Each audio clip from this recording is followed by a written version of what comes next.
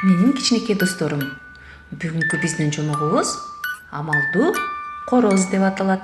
Анда эмесе баштайбыз. Бастырманын төбөсүнө конгон амалдуу короз канатын жайды да адатынча кыйкырык салды. Аны уккан куу түлкү жакынкы бадалдын арасынан чуркап чыкты. "Арыба короз" деди. "Үнүңдү ишитип жүгүрүп келдим. Охой, сенин ырдаганың үнүң укмушко. Бирок ырдаганың атаңкыңа жетеби, жетпейби билбейм." "А менин атам кандай ырдачу эле?"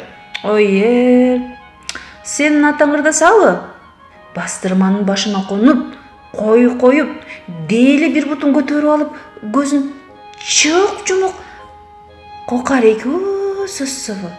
Бай. Мен деле ошентип алам." Короз бир бутун көтөрүп, бир көзүн жумуп, кокарекусун баштады. "А сен бир бутунга туруп, эки көздү чылк жумуп ырдай аласыңбы?" деди түлкү. "Ырдай алам." Бирок короз эки көзүн жумары менен куу түлкү аны шап эле жетип кармады. Колтукка кысып, токойго алып жөнөдү. Эки колдо басып, жыгылып, анан аны жемей болду. "Эх", деди короз өкүнүчтүү. "Сенин энең мындай кылчу эмес."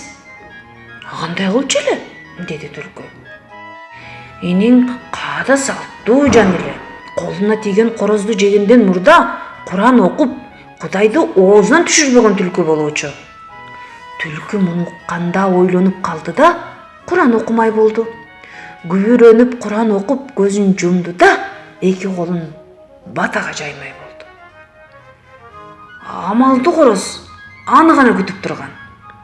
Түлкү колун жайып батагыларда, короз дыр коюп жакын жердеги бактын башына чыга качты.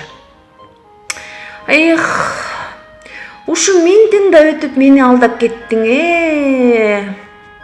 Каргышым, канатыңа гана тийсинчи" деп сыздап жиберди түлкү. Өзөргөн түлкү ошентип өзөгү өрттөнүп, анан өз жолуна түшүптүр. Амалдуу короз болсо мындан кийин короз түлкүдөн сактанып калган экен. Ушуну менен достор, биздин бүгүнкү жомогубуз бүттү.